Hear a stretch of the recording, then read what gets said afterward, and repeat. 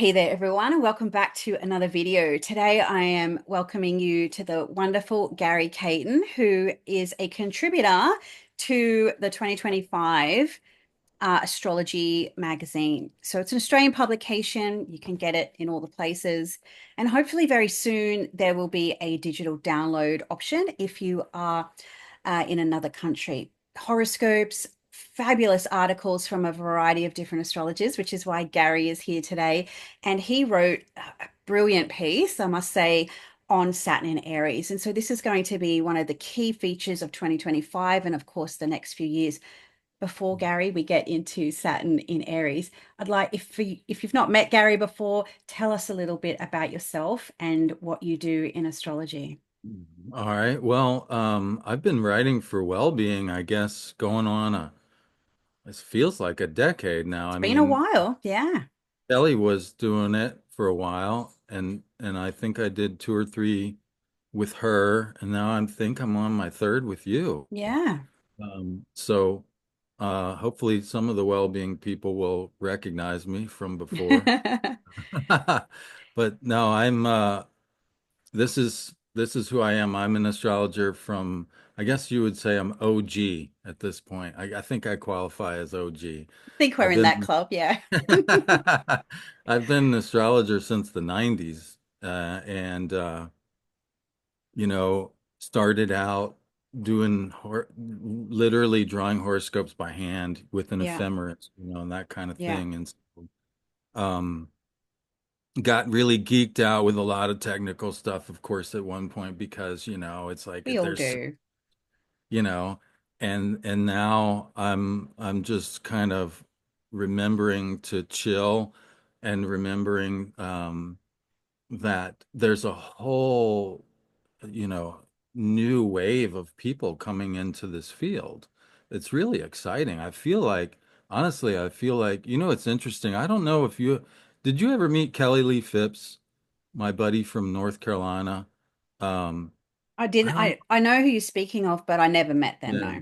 No. He wrote a book called Celestial Renaissance way back, and you know, I always thought of that as like a metaphorical, but I think we're actually in it now. I think this is a renaissance of astrology and esoterics. Really, it's way more popular than I ever would have imagined that it could be at this point in time. And so I'm enjoying like this rush of new energy and Mm. just kind of like dialing back on the technical stuff a little bit and really just trying to welcome the new people in with some like really solid fundamental stuff Yeah. so that they can have a good, strong foundation. And that's something that it's always a great thing to do no matter how long you've been doing something. You go back to the fundamentals and you can just circle back. Yeah. Um, You can never know enough about those fundamental basics of astrology, Like right? the elements, Yeah. I wrote my Mercury book about the elements, and it was so great to get just really deep back with the elements again. And like, they're so fundamental. Mm. So, I guess I said enough about me. My website is Dream. My What is it? website is Dream Dream. astrologer, isn't it? Because you're not Yeah. very busy on social media, are you? Well, not so much. I mean, Yeah. I used to be a little bit more, I guess, but I mean, I post my photos on Instagram. I have an Instagram page, and I still post on Facebook now and then, and I have an X or what used to be Twitter so I have the profiles, Yes, I but see you there the not. most on Twitter. Yeah, yeah. I got on Twitter because I had a client that wanted me to give him good times to invest in crypto. And I didn't really know that much about crypto. I had just been doing, I'm an astrologer. I'm doing my thing. I don't really have time for that. And and I got sort of down the rabbit hole with that whole crypto thing. And then every time I was reading these articles, they said, "Well, so and so on Twitter says this," and I thought, "Well, why am I reading this secondhand? I'll just go ahead and get on Twitter." So I got on Twitter and followed all of these crypto people. Um, and that's been an adventure. But yeah, Twitter X is like its own experience, man. It's a it's a trip. It really is a trip. There's literally like the entire gamut of humanity, like the highs and the lows, all of it, which It's a wild adventure, isn't it? It's like yeah, going out into the unknown frontiers of Saturn and Aries. wow. Yeah, Mm, exactly, And yeah, that's something that I was really, in when doing the research for this article, it's kind of like I never know what I'm going to find when I start doing research, but I know like sort of generally what I'm looking for, right? And so, one of the things that I was looking for was this like frontier energy yeah, because, a lot of people think about Aries as the warrior, that's the yeah, first thing that comes to mind because Mars rules. Um, but there's this sort of maybe it's the solar side of Aries that wants to be first, that yeah. wants to be, and they want to be just themselves, and they want to be like truly individual, they want to be the first one to do X, Y, or Z. Yeah. Mm. And I Yeah, that, it's that different to Leo because Leo is kind of seeking perhaps a little bit of validation or appreciation for whatever they've done, whereas Aries just wants to go it alone. Just let me do my thing. Just leave me yeah. alone. Yeah, when I was a kid, I always used to read the books about Lewis and Clark, and I used to think, oh my God, like, wouldn't that be like the life, man? Just out on the frontier, doing your thing, like nobody telling you what to do and everything. So there's this aspect of Aries that's very much like that in the first place, I think. And Mm. then when you add in this idea that Saturn in Aries is opposite to its sign of exaltation, which is Libra, right? Yeah, There's this quality of exile or depression or fall, depending on, the terminology. But the metaphors in classical astrology, and I call Renaissance and Hellenistic astrology classical astrology because to me, traditional astrology is astrology with your face. It's actual stargazing. yeah. Like that's our tradition. So I don't use the word traditional to refer to those, but just so people know, a lot of people call themselves traditional astrologers. To me, they're classical. That's the classical era of like Hellenistic and Renaissance and so on. But um, in the classical idea, they would describe someone really with any placement that is opposite to its natural rulership. So it's not just Saturn and Aries. They would describe it as a person who is in exile. They are a traveler a long way from home. They're literally as far from their natural home as they can be, Yeah. right? So there's this quality of being exiled, of being peregrine, like a wanderer, like a pilgrim, right? Um, and of course, where else do you go to out on the frontier? Everyone's a pilgrim, you know? And so, and there's a third quality about Saturn that has to do with boundaries and limits, right? Because it's the last of the visible planets. And so Saturn, especially in the medieval cosmology, well, even in the Ptolemaic cosmology, right? The Earth is at the center, and then there's a series of nested spheres that contain the planetary spheres, right? And then beyond that, we have the fixed stars, and so on. And so Saturn being the last planetary sphere before like the fixed stars and the big, and then angels and God and all this transcendent stuff, right? Yeah. Saturn is like the boundary between that. So Saturn has always had to do with boundaries and limits. And so if you think about it, if we put planet in a sign where it's sort of exiled, it's not in its most comfortable place. It's not really able to do. I mean, think about it. Saturn wants to like have structure and discipline and take its time and really, make sure everything's in order. And Aries just wants to go. Yeah. Right. Yeah. So it's like it's not conducive to Saturn's nature. Well, Aries is really fast, Saturn's really slow. So there's Yeah. that sort of fundamental just issue with pace as well. Mm-hmm. Mm-hmm. Aries is like, man, I'm not, it's kind of like in mountaineering, there's a couple different ways to attack a mountain. You have the siege style mountaineering where you base camp and camp one and camp two, and like that's really Saturn, right? But the guy who climbed all of the big mountains first, Reinhold Messner, he was an alpine type climber, more like Aries, where he just put his pack on and went up the freaking Mm. mountain. Yeah. You know what I'm saying? Like, Yeah. yeah. So, um, so because of this radical difference between the nature of these two things, we can expect that when Saturn's in Aries, we would find that the concept of limits would be perhaps more easily, like maybe records, you would find that records are more easily broken or something like that, Yeah. or like previous limits are transcended because it's the nature of that sign where, oh, limits are in a precarious place here. Well, let's go for it then. Let's set the record. Yeah. And that's indeed what I found in the research is that so I knew what I was looking for. I didn't know exactly what I would find. Yeah. Um, but it makes sense, from the fundamentals that you would expect stuff like that. Um, so yeah, there's this frontiering sort of energy, and it's really interesting, like we were talking about X a minute ago, which is now owned by Elon Musk, and he wants to go to Mars, right? Yeah.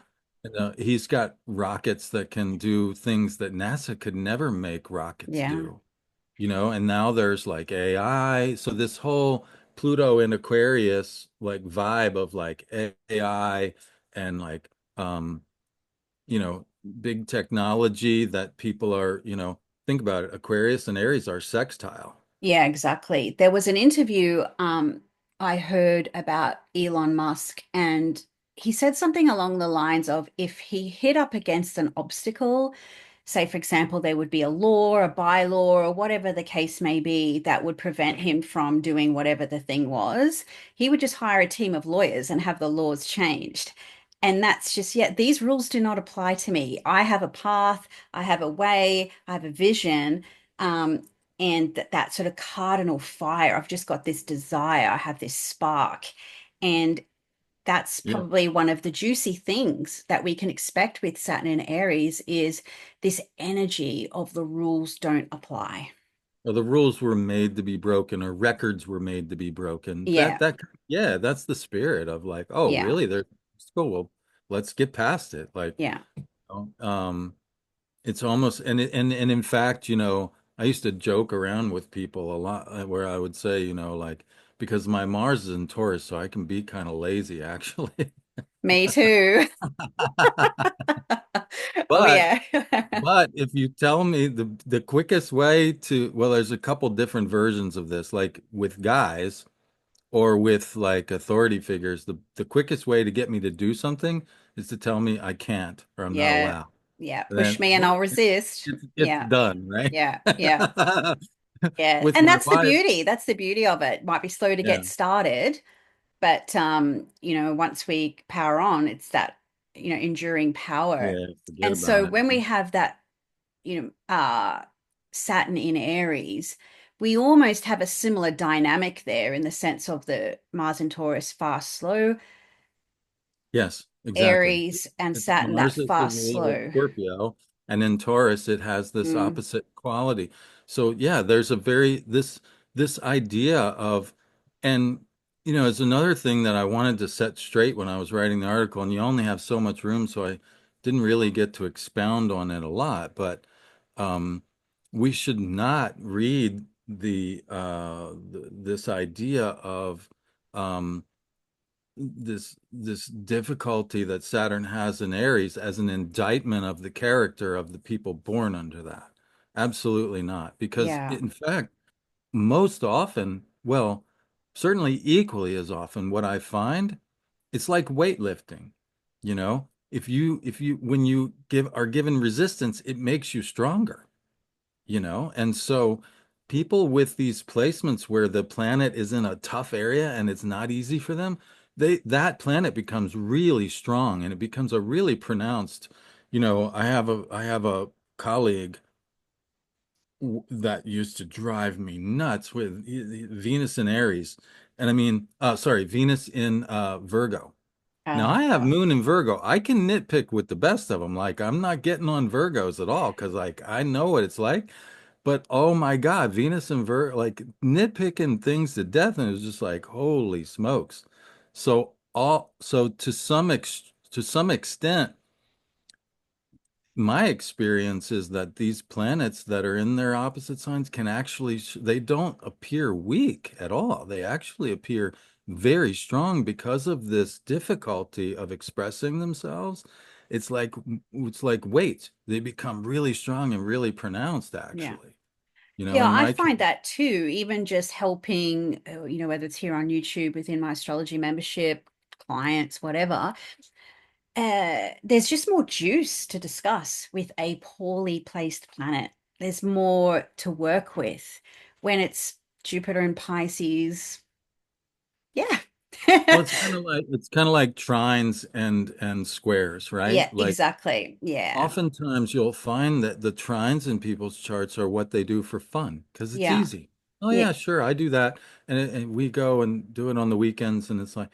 But as far as work, it's the squares. Like that's the challenge. Like that's what Mm, gets them. That's their dynamic. yeah. You know. So yeah, it's kind of like that in a way. But but yeah, this shows up more literally sometimes in mundane astrology, where you have this idea of that there's a weakness, or Yeah. that there's that something is sort of unfit or weak or poorly placed or whatever.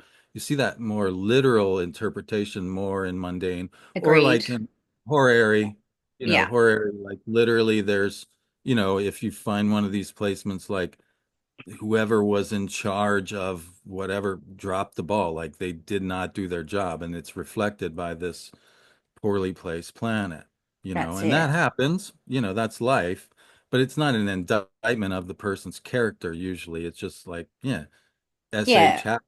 Exactly. And I think that's probably a really good distinction to make because a lot of people, especially with more of the, as you say, classical astrology being the entry point, and in an era where you can be whatever you want to be and there's no definitions. But when it comes to our astrology terminology, oh no, it's in detriment. So everything's ruined. And it's so not the case. No. So that's, one point that I would really, when we think about Saturn and Aries, we don't really achieve anything without that resistance, as you're saying, or pushing against something. Yeah, We've had, the best part of 2 years nearly at this point of Saturn in Pisces, and we'll have a little bit more to go, but it will be between July and November of 2025 where we will experience that sort of like a start. preview. Pardon? Yeah, a preview. Yeah, yeah, we'll experience that sort of stark, what I refer to as that cosmic rehab, moving from the watery, bit dazed and confused Pisces into the really stark contrast of Aries. Hmm. When we had Saturn in Aries last time, I was a teenager, so we always remember our teenage years, right? It was at the later end of them. And obviously I was, we were growing up through the grunge era, sort of Aquarius, we started in Aquarius, but it really boomed in Pisces. And when I've been thinking about my own sort of, how am I going to think about this transit, I remember Kurt Cobain saying that women are going to be the future of rock and roll. And then Saturn and Aries came and it became new metal, Limp Bizkit, Corn, all those really. So again, we were in this sort of grungy, almost, Yeah, yeah, Venus is that exalted in Pisces, and so there's this feminine, there's this exactly. watery sort of, and in many ways, when you think about Saturn in terms of the classical qualities, Saturn is dry. Yeah. Saturn separates, right? Separates. Saturn Yeah. separates it. So, um, So the watery moistness of Pisces serves as sort of a balm Yeah. against the edginess of Saturn. It sort of smooths over the rough edges of Yeah. Saturn quite a bit. Yeah. See, with Aries as a fire sign, the dryness of Saturn is exacerbated, Yeah. right? They're double down, double Mm. down. Now Aries ameliorates the cold part of Saturn, Yeah. which in a day chart is actually a good thing, right? Because that's why in Hellenistic astrology, for instance, Saturn is given, you know, triplicity rulership in the air signs because and Saturn is considered better off in the diurnal sect, the daytime chart, because the warmth counteracts the cold. And by the way, this is to me like a really obvious statement that the Hellenistic weren't strictly Stoic. They weren't accepting reality as is. They Mm. were balancing things. They were saying, "Look, we're going to stick this cold dude in the day iron because like it's going to make it easier to deal with." Mm. You know? I think Um, Robert Hand once said um, Saturn being put in the day sect, well, one of Saturn's primary functions is to be able to delineate the limit. You can't see yeah, where that limit is in the dark, so it yeah, can that's right. function better in the daytime. And That's I right. know for me personally, that kind of resonated in the sense that, oh, I get that. Obviously, I have a Yeah. night Saturn, so that was really helpful. So, Yeah, me um, too. I have a mm, nocturnal chart and but Saturn as the triplicity lord of day signs makes a lot of sense too because our brains are really meant to funnel to we our brains work a lot on heuristics, on shortcuts. The reality is far more weird than we're ready to comprehend at any given moment, particularly if we need to drive a car or do some complex, like we really need to focus on a very limited amount of input actually. yeah, And that's Saturn's that is that function that yeah, limits. So Saturn as the triplicity ruler of air signs in a day chart makes really good sense. And that idea we can, take that another, that the heat of a fire sign will ameliorate some of the problems of like you said, like Saturn typically is like slow and Aries is like, let's go, man. And so it kind of balances it yeah. a little bit, Yeah, one of you my know. favorite stories of I can't remember if this particular person had Saturn in Aries or not. It's quite possible actually, but she was definitely in Aries. And we used to work together. We were friends, and we were living in Sydney at the time, and took her to a shopping center or a mall that she'd never been to before. Park in the underground car park, and she gets out of the car and she's just leading the way. I said, "Do you even know where you're going?" No clue. Didn't stop her though.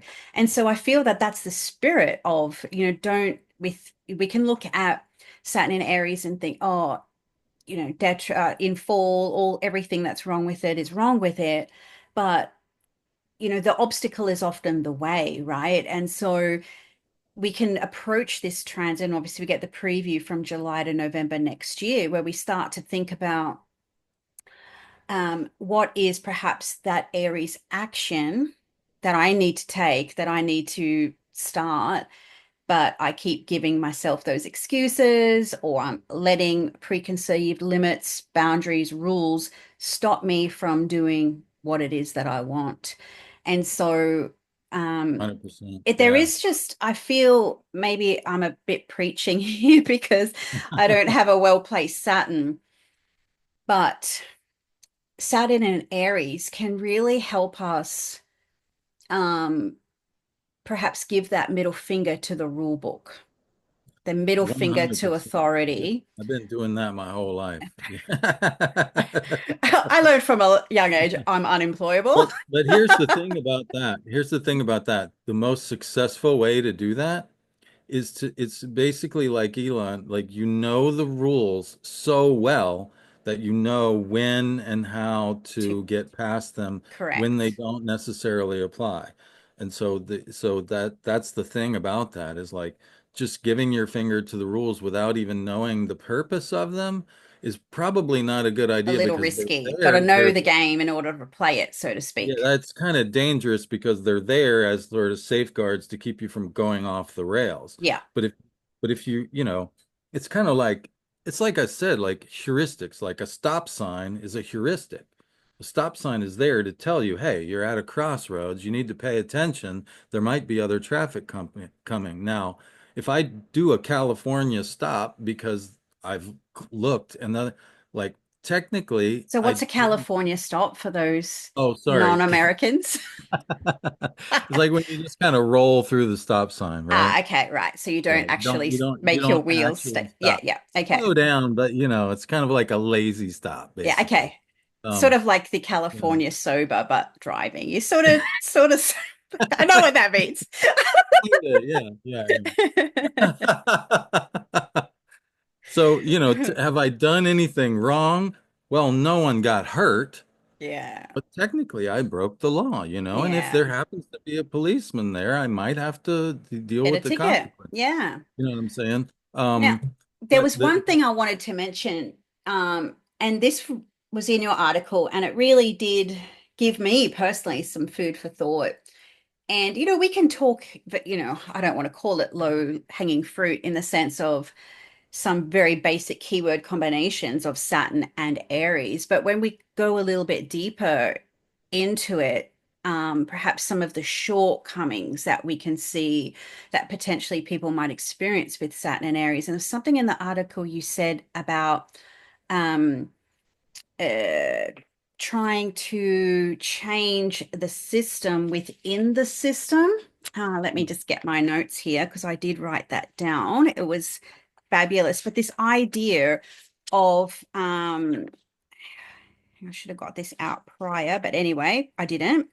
This idea of when you are trying to work within a system, but it's almost you're projecting the Libra stuff, and the idea of trying to change a system because obviously that's what Saturn rules. So you come into something trying to change it, but you don't want to disappoint it or you don't want to rock the boat. Or carrying and the one thing that probably could lead us down a bit of a rabbit hole because I found my notes now. That Saturn and Aries can carry the fantasy of escaping harm by appeasing those who harm. mm, yeah, yeah, wow, that's definitely a rabbit hole. But I mean, I see this in clients' lives in the sense of if I just work harder, I will do this. Or if I just take on more responsibility, then they'll leave me alone. Because I think that's the primary thing with the Aries Yeah, energy is leave me alone. So they just take on more responsibility than they can carry. They work harder, do all the things. And before they've realized it, they've just weighed themselves down under all this pressure, all yeah, this and that's responsibility. yeah, Yeah, and burnout essentially. that's it. That's it. That's the thing. That's one of the main things that I would recommend guarding against with Saturn and Aries is the burnout Yeah. because hard work is a part of the deal when you have Saturn, like hard work is the price of entry for almost anything worthwhile. Yeah. That's just life. Um, but when you've done the hard work and you're still getting, like um, gatekeeping or this or that, like at some point you have to realize, like, it doesn't matter how many, you can bend yourself over backwards in the shape of a pretzel and it's not going to make a difference. And so Yeah. it's like knowing what is enough, again, limits. And so it's like being able to walk away from such like not throwing good money after bad or not throwing good Mm. energy after bad. Like, Knowing when to hold them and when to fold them, hey? yeah, and folding is very difficult, but like that's where gamblers get into trouble is not knowing when to fold, not knowing, and they push their luck, and Yeah. they go too far and they end up losing everything because they think that their lucky streak is not going to end, or vice versa they get in an unlucky streak and they think, well, it has to end, it has to end. Mm. And so they push to, and it's like you kind of just have to wait it out sometimes, Yeah. like So being comfortable with either waiting it out, being excluded, with your best not being enough somehow, and not Yeah. necessarily even because your fault. Like your best was your best, and it really should have been good enough, but somehow it wasn't. Mm, And like you can place blame for that however you like, but the practical reality of it is it's time to move on. Like, you know what I'm saying? And the yeah. sooner that you get the message of it's time to move on, the quicker you can get to something that's actually productive. Yeah. I think So sometimes for some people, Saturn will be that stark reminder that there's no prizes for participation. You either win or absolutely. you don't. You either choose to get better or you quit, and move on to whatever the next thing Yeah, is. and Yeah. and sometimes, winning is like a subjective thing. Like, there's no objective like way to measure who crossed the finish line first. In certain cases, it's up to judges or, like in Yeah. boxing. You know, I was watching the boxing match. There were these two women boxers, and one of them kept getting headbutted, and she scored way more punches than the other, but the judges gave the Mm, decision to the other fighter. What do you yeah. do in that case? Yeah. Like, you just have to accept that you reached a dead end and you have to move on, and that's very difficult sometimes to just, like, wow, I put so much time and energy to really just realize that no, like it doesn't matter how much more I put in this area. It's not going to pan out. And Yeah. I have to like pull away from that and do the hard work and just start over, Yeah. you know? Yeah. And, Exactly. yeah, or, I have, like you said, with the pleasing, or I have to realize like sometimes good enough is good enough, and like, because one of the things that I always, prided myself on, when I was coming up, I always did what I was my responsibilities and a bit more because it was just like a point of pride. Mm, Like, yeah. I'm not just going to meet expectations, I'm going to surpass expectations. But when you get to a point where surpassing expectations is not recognized or not valued, then guess what? I'm going to meet expectations and I might come up a little short and like, whoops, sorry, not sorry. I love the not sorry at the end. So unapologetically Aries. So in 2025, Saturn moves from 24 Pisces through to 1 Aries. So we really still are dealing with Saturn in Pisces next year, but Saturn's just getting his little toesy woesies close to the flame next year.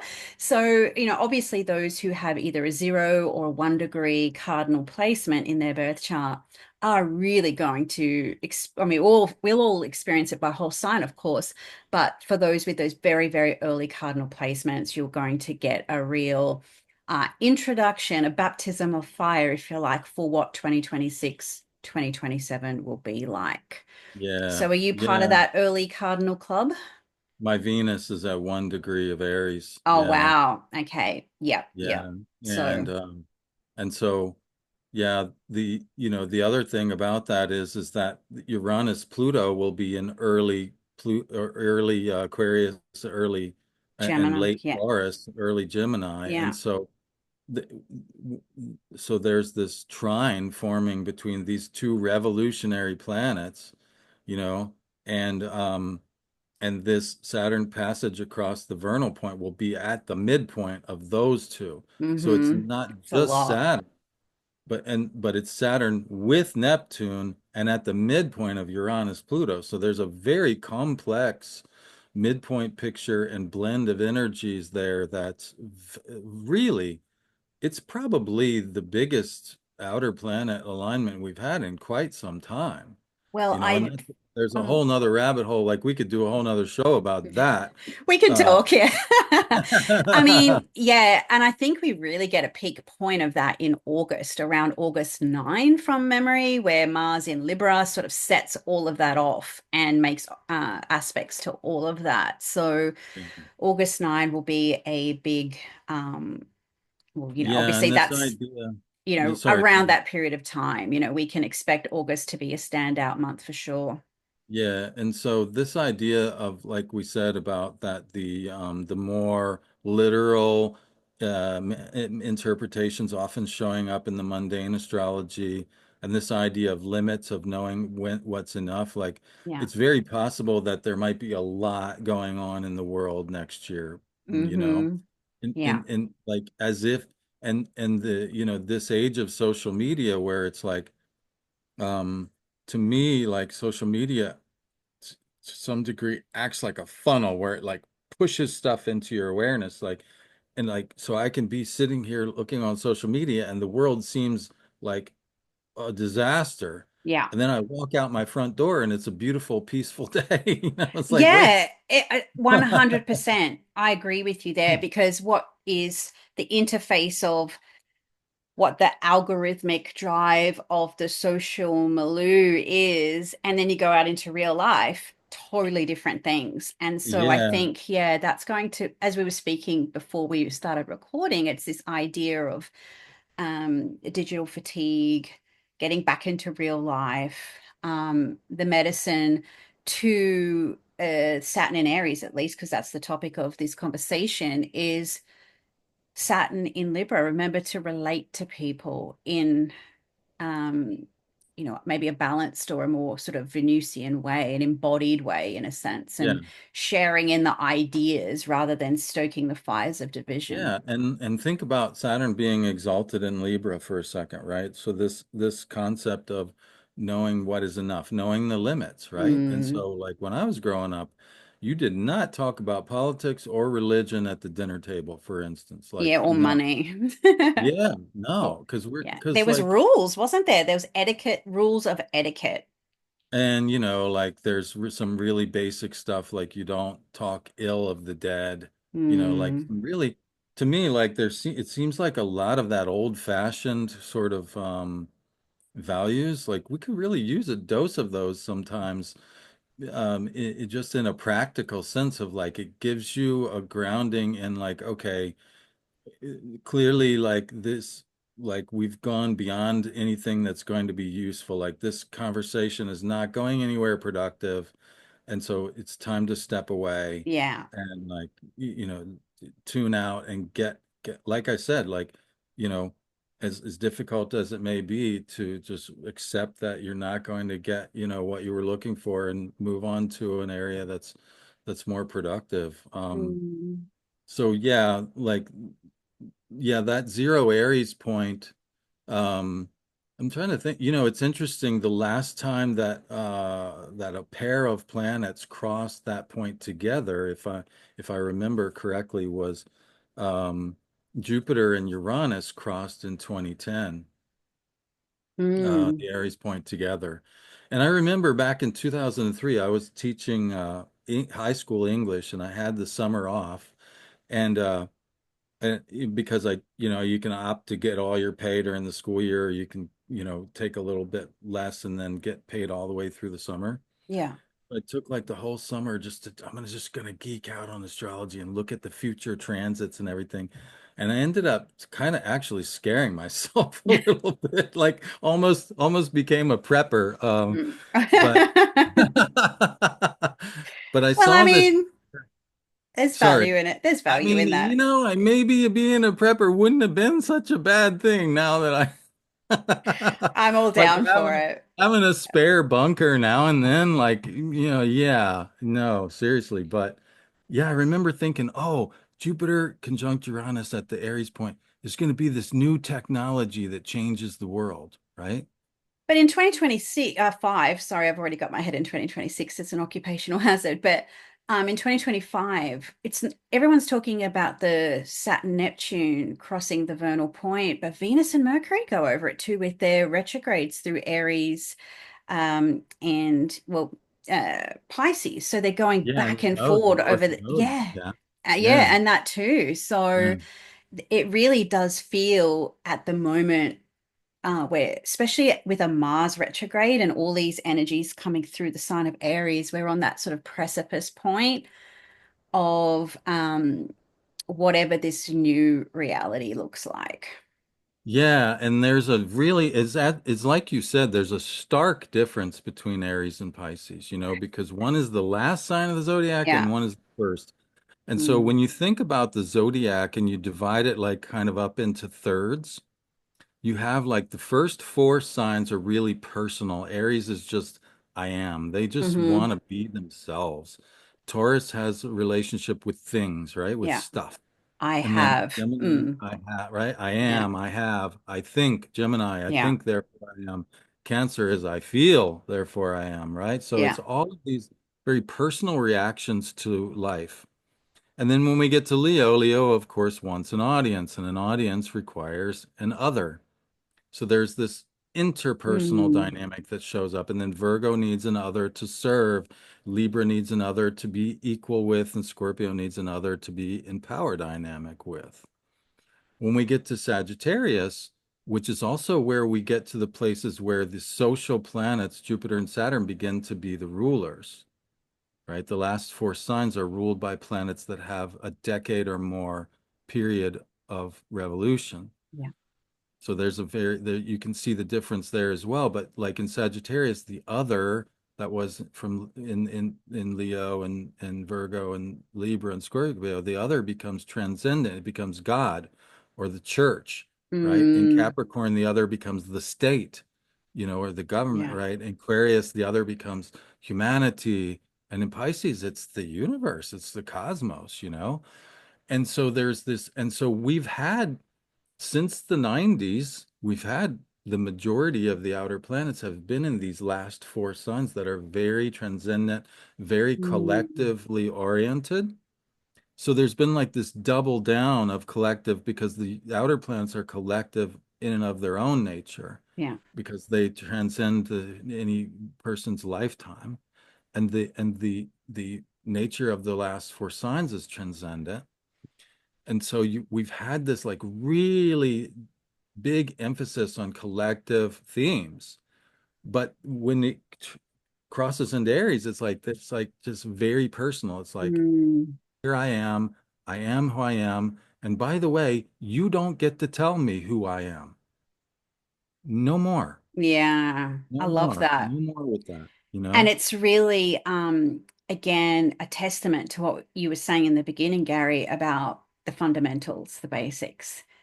Such Yeah. a rich thread there based on not a another funky technique from the past. It's just how the order of the cosmos works, It's right? the order That of the the cosmos. real Yeah. that's the real tradition, isn't it? How we interface with those moving parts. Oh, I love it. We could talk for a Yeah. long time. I know that. Yeah. But Yeah. hopefully that's given those watching this, listening to this, a bit of an insight into Saturn and Aries. And I know my personal thing is don't buy into just the fact that it's in fall, depression, whatever your chosen word is, that it's all going to be bad and There's give up before difficulty for sure, give up but before we yeah. begin, you know? Um, Yeah. what's life without a But we're challenge gonna or have two, Jupiter right? in Cancer too. I beg So your pardon? we're gonna have Jupiter in Cancer too. So, it's like Correct? there's hard stuff and there's easy stuff. Yeah. It's life, you know? Yeah. Yeah. Yeah, we got to get used to that sort of tapestry of everything being happening all at once, Yeah, yeah, for and sure. choosing what we want to the perspective, and I think with Aries, the head, the mind, separating from the ego enough, being connected to it enough to not lose your place in the center. Yeah, and to really just be comfortable with who you are. Be comfortable, know your limits, right? Yeah. Know thyself. That's what the Oracle at Delphi said. Mm, Know yeah. thyself. Know what you're good at, know what you're not good at. Know that where you need work, know where you Yeah. need to practice, know where you're ready to go and show up and do it. Yeah, all of that. Excellent. So, your website again, Dream Dream Astrologer, astrologer. Dream Astrologer. Dreamastrology.com. Yeah. So we're going to put some links to all of that in the Awesome. Thank you, description Kat. below. Yeah. Anytime, anytime. Wonderful Um, talking. Also, do you have anything coming up? Any classes, any projects that you want to let the people know? Yeah, I'm going to be a guide for an inner circle guide for Astrology Hub again this Oh, year. excellent. Um, I'm going to be over in Spain with my students over there. I have like a whole tribe of How's your Spanish? survival Spanish. It's being generous, actually. But fortunately, a lot of them speak English, so Yeah. I'm okay. Um, but I'm going to be going over to Spain. Adam, my buddy Adam Gainsbourg is going to be there with me, and then I'm hoping to go over to Callanish with the Astromagia tribe. Oh, great. We're going to visit the Scotland, the sacred stones there, where it's the minor standstill, where the moon kind of skims over the land and goes Mm, across the stones. So I'm still in a ninth house perfection. So perfect. I got some international stuff going Well, on there. I'm a little envious, Gary. I must say, it all sounds really fabulous. It's been a long time since I got to do any of that Oh, stuff, so well, yes, it's been really unfortunately, favorable. the government that really cares about us here locked me on this island in my ninth house perfection. So Oh, gee. we were stuck Wow. here for 2 years. I mean, I could have followed the rules, but it's not my nature, so I just stayed here. But that's Yeah. okay. I drank international wine for a year to make up for it. There you go. There's Well, many Gary, ways yeah, to do well, this. you got to do what you got to do, and that's what we all had to do during Yeah. that period of time. And Now it's time to obviously, move on. Thank God. exactly take this sort of because I mean, Pluto is going over that territory again. So there's something about Yeah, the start of this decade, and as we move into the second, it's maybe doubling down on something or trying to, I think they might try to double down on some of that stuff, and I think people are going to be, like you said, very mm, willing to give the middle finger to that some of nonsense. us will be, yeah. Yeah. Yeah, we're definitely And I starting to, also think that the mistakes that they made are going to get, sometimes Saturn is like, hey, you screwed up, yeah, and having your mistakes, put in your face and be like, yeah. hey, this is not acceptable. As And you would so, say, have your ass handed to you, you know? yeah, yeah, yeah. Yeah. So there's going to be some of that too. Yeah, those early degrees of Aquarius where the Great Conjunction occurred, right? Being Mm, transited back over. Yeah, it's going to bring some of that stuff yeah. back up And even just for on the sure. personal level, whatever house Aquarius is to you, that area was stimulated during, obviously, we all had some collective experiences, but on the personal, and Pluto is going to invite you to sort of dig a little bit deeper into that stuff, I think. It's Yeah, exciting and times. And this is what I found, Gary, with all of the interviews I've been doing with the well-being writers. It's really hard to stick to the topic because next I know next we year want is to talk about it just so all. much. Yeah, yeah, yeah. We'll We'll do get to the end of Pluto next time, 2025 and just go, well, right? once everything comes back into the yin placements, we'll just be like, oh, we need wine. We need to just really Yeah, maybe decompress. next time we can do a panel and then we can really get all over the Oh, place, yeah. I love that idea, right? actually. Yeah. And no rules, no agenda, Just just astrologers uh hanging out. This is that's what it's like to be in an astrology conference, you guys. Whoa. and you don't go for the lectures, you go for the conversations at the bar. After hours. It's kind of like these music festivals that we have here in Southwest Virginia. It's like a competition, so everybody gets up and does their thing, and then at night, everybody's hanging around the campfire playing the old Mm, songs. Like yeah. that's what you're there for. Yeah. Yeah, yeah, for Sure. sure. And that's the obviously, in terms of an astrology panel, we're talking in the digital space, but then that's the kind of medicine for the era that we're moving into is remembering to do the in real life stuff as well. Absolutely. Yeah. Mm, Yeah. That's why I'm yeah. looking forward to, you know, getting my boots on the ground and like some sacred stones and Mm, mm. Ugh, yeah, and traveling and but stuff like that. yeah, because it keeps you like, yeah, grounded and keeps you focused and man, I mean, I remember when I was traveling, I hitchhiked across the USA several times in my 20s. And one of the biggest lessons that I learned is that there's a lot of really good people out there who will Yeah, do all, they would love to help. yeah, Most people are mostly good. yeah. That's the truth. In fact, psychological tests will show you that. In psychology we have what's called the dark triad, which are like the really dark pathological traits. Yeah. And then they finally, after a long time of focusing on that, they came up with what's called a light triad. And most people score more on the light Oh, triad than they do, wow. It's good to know. most people, yeah, right. The problem is that people who in power tend to gravitate towards those dark triad Yeah, traits. yeah, They yeah, do their, and that's what we see in the news. And so, like you said, getting out there and just being with people and reminding, like, most people are really good, yeah. and life is good most of the Mm. time. Yeah, there's some hard stuff, but it makes you stronger. Yeah, So it's like there's looking for the green flags in people as opposed to always the red. And how do you do that? By knowing your own personal limit with Saturn in Aries. there you go. I think we did it. We got That's back it. on We topic. got to the. All right, we could hashtag that one, hey? Well, Gary, as always, we got to do that panel. We'll have to discuss Yeah, that. That'll be a sounds lot of good. fun, actually. Right. All right, cool. Just no agenda, no, you know, horoscopes or readings. It's just chewing the astro fat, which is what we love Nice. doing. Yeah. Yeah, sounds great. Yeah, man, let's do Awesome. Awesome. it. Yeah, right on. Alrighty. Well, everyone, I hope you enjoyed our randomness because I know I did. And see you again next time, Gary. Thanks for joining. Lou. Thanks, Okay. Cass. See ya. Bye. There we go. Oops.